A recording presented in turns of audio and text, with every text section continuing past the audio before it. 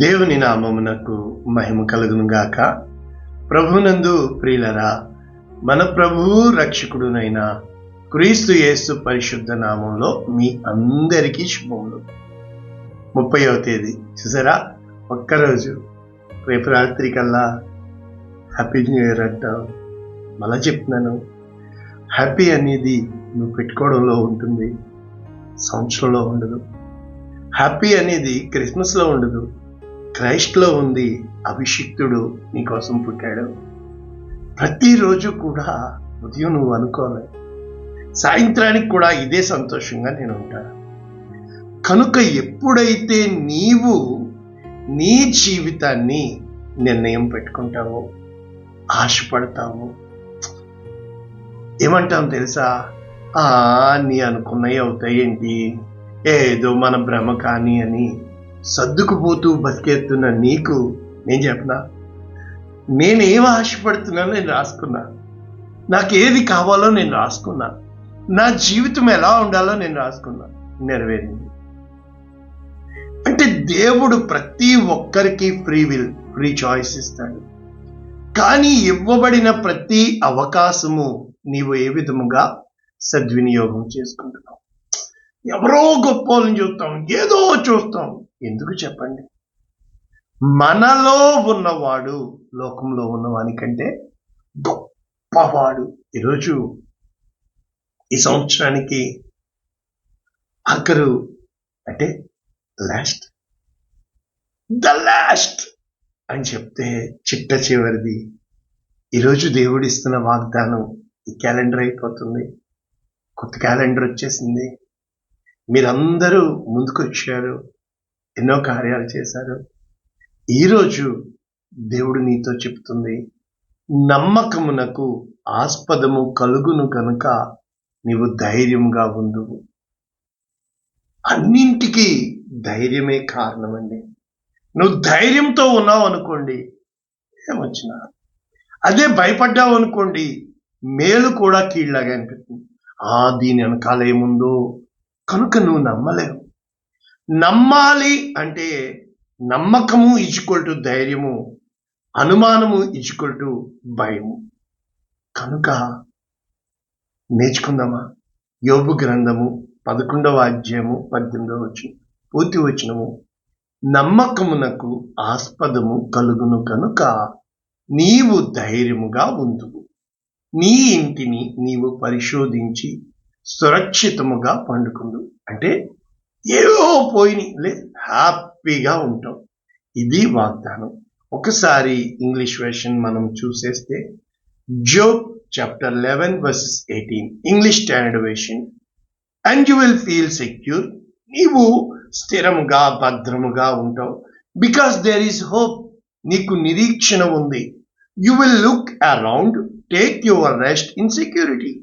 నువ్వు చుట్టూ చూసినా దేనికి భయపడవు, హ్యాపీగా నిశ్చింతగా ఉంటాం. ఇవి జోఫర్ మాటలు. అయితే మనము వాగ్దానం ఆశ కోసం చూస్తున్నాం కనుక, ఆశగల ప్రాణమును దేవుడు తృప్తిపరిచేవాడు కనుక డైరెక్ట్ మనం సబ్జెక్టులోనికి వెళ్ళిపోతే, ఇక్కడ మనకి సబ్జెక్టు ఇమ్మీడియట్ గా వారు రాసింది ఏంటంటే తిక్వా అంటే ఏంటంటే నిరీక్షణ, హోప్. అంటే దీని భావము వాళ్ళు ఏ విధంగా రాశారు అని మనం చూస్తే, హోప్, ఎక్స్పెక్టేషన్. జీవితము మనము ఎందుకు నిరాశ చెందుతా ఉంటే ఎక్స్పెక్టేషన్స్. నువ్వు ఎక్స్పెక్ట్ చేయలేదనుకోండి, ప్రశాంతంగా ఉంటాం, ఏదో ఊహించుకుంటాం. మనతో అలా ఉండాలి, మనతో ఇలా ఉండాలి, మనల్ని ఇలా అనాలి. ఎందుకు చెప్పాలి? ఎందుకు వచ్చి నిజంగా ఈ మనస్సు ఉందే, ఇదే మనల్ని పాడు చేస్తుంది. ఎక్స్పెక్టేషన్స్, నిజంగా మనం ఎన్నో ఎక్స్పెక్టేషన్ ఊహించుకుంటూ ఉంటాం. అందులో హీరోలు హీరోయిన్లు మనమే. ఎప్పుడైతే ఈ ఊహ అంతా కేవలం చెడ్డది అని దేవుడు చెప్పేశారు, ఎప్పుడైతే ఆ ఊహ దేవునితో నింపుతావో, నేడైనా రేపైనా ఒకానొక పట్టణంలోకి వెళ్ళి దేవుని చిత్తమైతే, చూసారా, దేవుని మీద ఆధారపడ్డం ఈరోజు మనం నేర్చుకుంటున్నాం.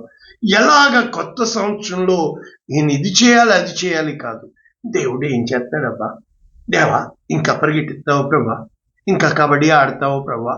ఎలా ఉండాలి అంటే మనము ఆశ దేవుని మీద పెట్టుకోవాలి, మన గురి దేవుని మీద పెట్టుకోవాలి. బాల్ ఆడించాలే ప్రభా అంటే ఈ రూటు వాళ్ళు ఏం రాశారంటే హోప్ అనేది మొత్తం క్రొత్త నిబంధన వాగ్దానాలకి అన్నింటికీ కూడా ఇది మూల కారణం. కనుక ఈ తిక్వ అనేది ఏంటంటే దేవుని యొక్క నిబంధన, దేవుని యొక్క వాగ్దానము. దేవుడు నిన్ను విడిపిస్తాడు, దేవుడు నీకు మేలు చేస్తాడు, నీకు మంచి రోజులు వస్తాయి అన్న నమ్మకం. కనుక ఇది పూర్తిగా వారి హృదయంలో దేవుని మీద ఆశ పెట్టుకుని, అంటే the Israel's hope is never going to be failed, అంటే నీకు నిరీక్షణ కలుగును అన్న నమ్మకం నీకు ఉన్నది. కనుక నీ నమ్మకాన్ని దేవుడు ఎంత మాత్రము కూడా కొట్టివేయని దేవుడు. కనుక మనం ఈ వాక్యము నేర్చుకునే ముందు ఒక్కసారి ఈ యొక్క పదాలు మనము చూసినప్పుడు ప్రభునందు ప్రియులరా, దేవుడు ఏమి చెప్పడానికి నీకు ప్రయత్నిస్తున్నాడు అని అంటే అర్థం ఏంటంటే హెబ్రీయులకు రాసిన పత్రిక 6వ అధ్యాయము 19వ వచనము, వీళ్ళు ఇక్కడ చెప్పబడుతున్న లేఖన భాగనాలు నీ కోసం ఈ నిరీక్షణ నిశ్చలము స్థిరము మన ఆత్మకు లంగరు. అంటే అర్థం ఏంటంటే నీ జీవితము నా జీవితము ఒక నావలాగా నడిపించు నా నావ. ఏ విధంగా నడి సముద్రంలో కూడా ఈ లంగరు వేసినప్పుడు వాళ్ళు అంటే ఆ లంగరు ఆ ఓడని స్థిరముగా నిశ్చలముగా.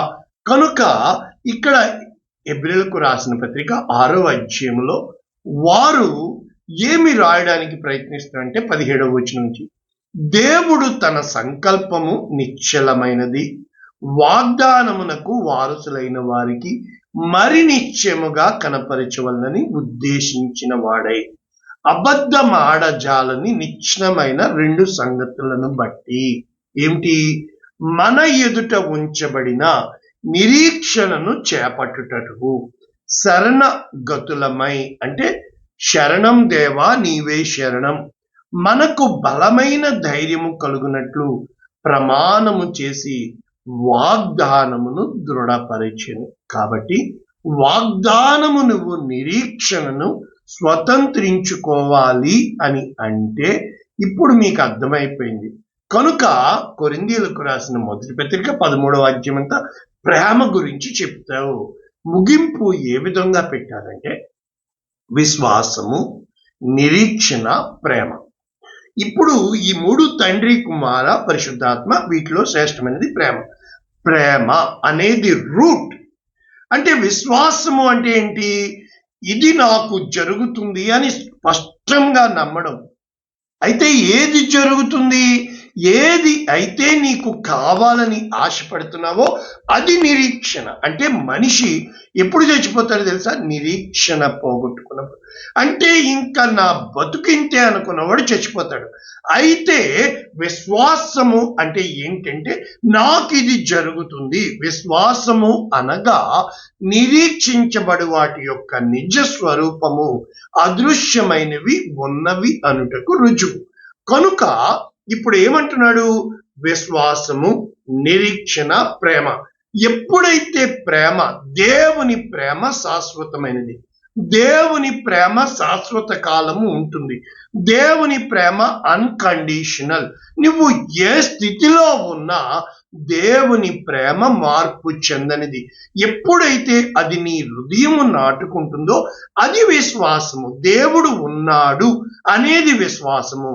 నిరీక్షణ, నీకు అనుకున్నది ఆయన చేస్తాడు అనేది నిరీక్షణ. కనుక ఇర్మియా గ్రంథం 31వ అధ్యాయం 16వ వచనం, యెహోవా ఆజ్ఞ ఇచ్చుచున్నాడు ఏమని?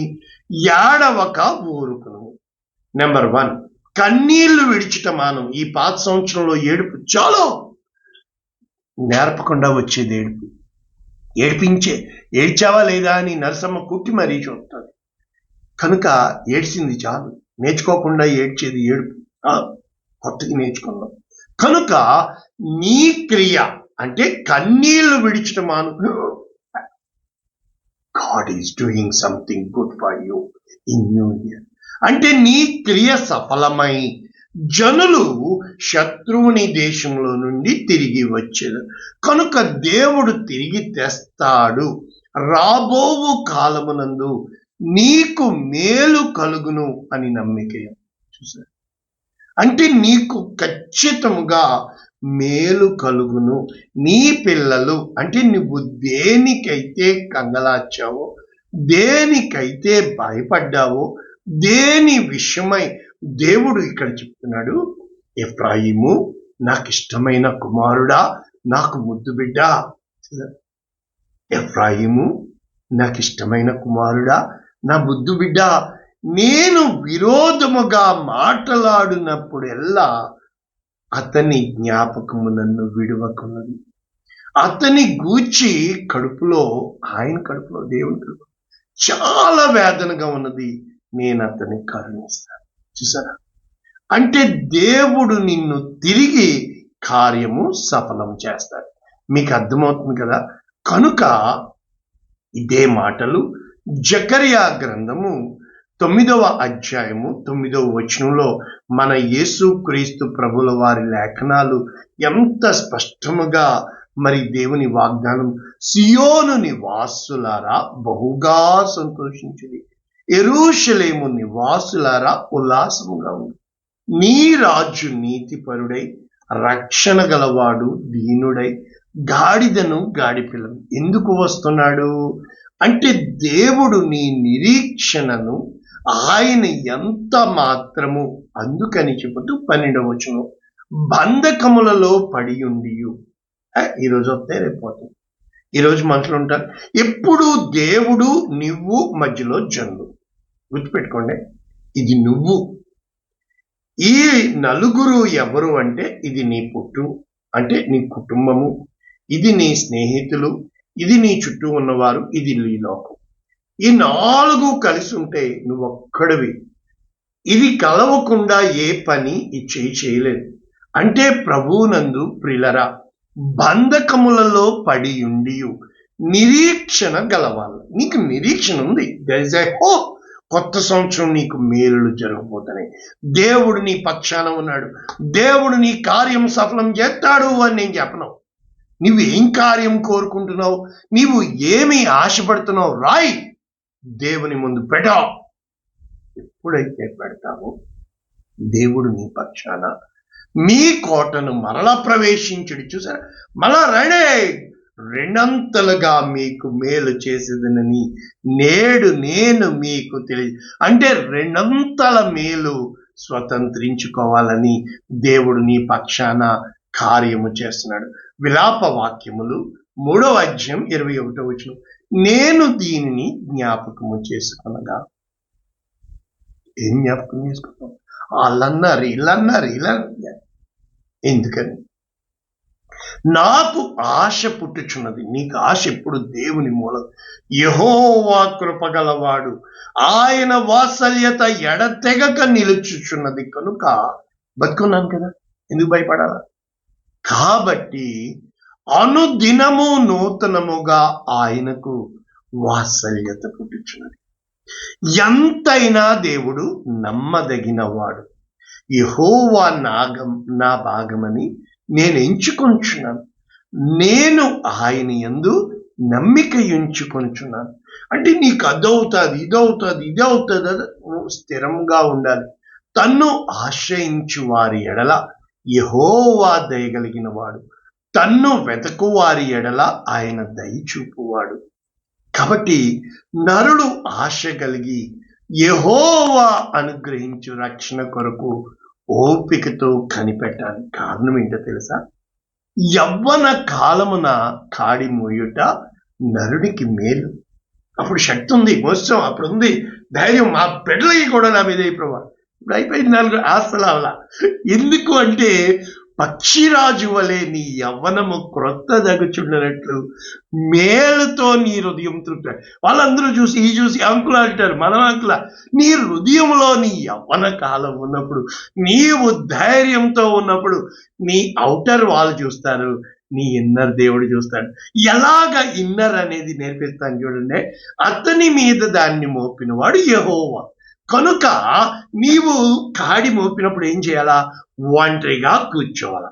రెండవది మౌనముగా ఉండాల. అప్పుడు నిరీక్షణకు ఆధారము కలుగునేమో అని. మూడవది బూడిదలో మూతి పెట్టుకోవాలి. కానీ నిరీక్షణ వదలకూడదు. ఒకటేంటి? ఒంటరిగా ఉండాలి. రెండవది మౌనంగా ఉండాలి. బూడిద యాష్ వెడ్నెస్డే. మూడవది మౌనం, బూడిద. అప్పుడు ప్రజలందరూ తెగ మాట్లాడేస్తారు. కొట్టువాని తట్టు చెంపను త్రిప్పవలను. నెంబర్ 1 చెప్తారా? నేనున్నాను కదా. రెండవది నిందతో నింపబడను. ఎన్ని నిందలేస్తారో, ఏమైంది. కానీ గుర్తు పెట్టుకోండి, కొత్త సంవత్సరంలో నీ మైండ్లో పడాల్సింది విలాప వాక్యములు 3:31. ప్రభువు సర్వకాలము విడనాడడు, ఆయన బాధ పెట్టినను గొప్ప సమృద్ధిని బట్టి జాలిపడును. కాబట్టి ఆయన నరులకు విచారమైన బాధైన ఏమి కలగచేయడు. కాబట్టి ప్రభువునందు ప్రియులరా, ఇప్పుడు నేను నేర్పిస్తున్న వాక్యం ఏంటంటే మీకు యోబు గ్రంథము 14వ అధ్యాయం 7వ వచనం. వృక్షము నరకబడిన ఎడల అది తిరిగి చిగుర్చునని దానికి లేత కొమ్ములు, అంటే కొమ్మలు, బ్రాంచెస్ వేయునని నమ్మకం కలదు కదా. అంటే ఏంటి? వాళ్ళు పైన నరికేశారు. నేనేం చెప్తున్నాను? నీ రూట్. ఇప్పుడు చెట్టునండి, మోడు బారిన జీవి అంటే యెషయి మొద్దు నుండి వాళ్ళు ఏం చేశారు? చెట్టును నరికేశారు. మొత్తం కొమ్మలు, రెమ్మలు, ఫ్రూట్స్ అన్ని. కానీ మొద్దు కాబట్టి దాని వేరు భూమిలో పాతదైపోయినను. ముసలోళ్ళు అయిపోయావా? దాని అడుగు మొద్దు మంటిలో చీకిపోయినను. ఒకటి పాతదైపోయినను, 2 చీకిపోయినను. ఏంటి? వేరు, 2 మొద్దు. అయితే ఇక్కడ దేవుని యొక్క వాక్యము, నీటి వాసన మాత్రము చేత అది చిగుర్చును, లేత మొక్క వలె అది కొమ్మలు వేయును. కనుక అయితే నరులు మరణమై కదలలేక ప్రాణం విడిచినారు. ఏమైపోతావు? ఎందుకు బెంగ? ఎప్పుడైతే నీవు ఒక మహావృక్షం వలె ఎదగాలి అంటే, ఈ రోజున వృక్షము నీతో చెప్తుంది, కొమ్మలు ఎండిపోయినాయా, ఆకులు వాడిపోయినాయా, నువ్వు తిరిగి చిగురుస్తావు. తిరిగి దేవుడు, తిరిగేంటి? అసలు దేవుడు నిన్ను విడిచిపెట్టలా. ఈ అన్ని బాధల గుండా వెళ్ళాలా? ఎంత లేదు అంత అంటారు, ఎంత లేదు అంత అంటారు. ఏం చేసుకుంటావు? సంతోషంగా ఉన్నావు. నా ప్రాణమా సంతోషంగా ఉండు, నా ప్రాణమా ధైర్యంగా ఉండు, నా ప్రాణమా నీవు దేవుణ్ణి నమ్మవు, మనుషుల్ని కాదు. దేవుడు నిన్ను ప్రేమిస్తున్నాడని సాక్ష్యం పలకాలంటే అన్నీ పైన కింద అయిపోతాయండి. అందరూ వదిలేస్తామండి. శత్రువుని చూసినట్టు చూస్తారంటారు. మనమా? వాళ్ళు చూపు నన్నేం చూస్తారు? నన్ను చూసేవాడు చల్లగా చూడగా. ఆల్మోహం వాళ్ళేమంటారు నా కోసం? Do they know who I am? వాళ్ళకేం తెలుసు నేను ఎవరినో? I know who I am. నాకు తెలుసు నేను ఎవరినో. I know what I'm passing through. నేను వెళ్ళు మార్గం నాకు తెలుసు. I know what my decision is. నా యొక్క గమ్యం ఏంటో నాకు తెలిసినప్పుడు, నేను దేవుణ్ణి దేన్ని అడిగానో నాకు తెలిసినప్పుడు, నేనెందుకు తొందరపడతాను? నేనెందుకు కంగారు పడతాను? అంటే I have clarity on my life. నా జీవితం ఇలాగూ ఉండాలని నేను ఆశపడి ఉన్నాను. నేను రాసుకున్నాను 10 మందికి అన్నం పెట్టాలని. సాక్ష్యం ఉంది, పెట్టాం, తీసేశాడు. మనుషులు అంటారు వీళ్ళ పని అయిపోయింది. నేను అంటాను ఇప్పుడు తిరిగి చిగురించింది, మొలచింది, మహావృక్షమై తరతరములకు. ఏ విత్తనమైతే ఆకాశ పక్షులు వచ్చి తినేసినయో అవే విత్తనము పెద్దదై మహావృక్షమైనప్పుడు ఆకాశ పక్షులు వచ్చి గూళ్ళు పెట్టి దాని నీడకి మనుషులు వచ్చి దాని ఫ్రూట్స్కి మళ్ళా రాలేస్తారు. అయినా నీవు తరతరములకు శాశ్వతమైన బహుమానముగా ధైర్యముగా ప్రభువా 2 ఏండ్లు గడిచిపోయినాయి, నీవు దయగలిగిన దేవుడు, నీవు కృపగలిగి ఎట్టి పరిస్థితిలో నా నిరీక్షణ నేను విడిచిపెట్టను, నా నమ్మకము నేను వదిలిపెట్టను. పైన కింద అయిపోయినా కూడా నన్ను పిలిచిన వాడు నమ్మదగిన వాడు. ఎప్పుడైతే నీవు సంతోషంగా ఉంటావు, మహా అయితే పార్టీ పోగొట్టుకున్నావు, మహా అయితే 2 సంవత్సరాలు అంతే. ఏ రోజునైతే నీవు స్థిరముగా ఉంటావని, నీవు నమ్మింది దేవుణ్ణని, కష్టములో, లేమిలో, సుఖములో, బాధలో, కన్నీటిలో దేవుడు నీకు తోడుగా ఉన్నాడని నీవు గుర్తించగలుగుతావు. కొత్త సంవత్సరంతో పనే ఉంది, పాత సంవత్సరంతో పోయేయన్నీ పోతా ఉంటాయి, వచ్చేయన్నీ వస్తూ ఉంటాయి. మనము ధైర్యంగా ఉన్నామా లేదా? నన్ను ప్రేమించి నా కోసం ప్రాణం పెట్టిన దేవుని ప్రేమ కంటే మరి ఏది ఎక్కువ కానప్పుడు ప్రార్థన చేయనా? పరిశుద్ధుడా, ప్రేమ కలిగిందండి, విత్తబడిన వాక్యమును దీవించిన వారి వీళ్ళు దేనికోసం ఆశపడుతున్నారు, దేనికోసం ఆరాటపడుతున్నారు, వీరు నిత్యంగా ఏది కావాలని ఆశపడుతున్నారో రాసిపెట్టారా? దాని కొరకు ప్రార్థించారా? అడుగుడి ఇవ్వబడును, వెతుకుడి దొరుకును, తట్టుడి తీయబడును. నా ప్రార్థన ఆలకించిన వాడమని, వీరికి మేలు చేయమని, కనికరం చూపించమని. ఇదిగో కొత్త క్యాలెండర్, మరి కొత్త వాగ్దానాలు నువ్వు ఏమి స్థిరపరిచావు యేసు శ్రేష్టమైన నామమున దీవిస్తున్నాము తండ్రి. Amen. God bless you all. Share చేయండి, లైక్ చేయండి, వాగ్దానాల కొరకు ప్రార్థించండి. దేవుడు మిమ్మల్ని దీవించును.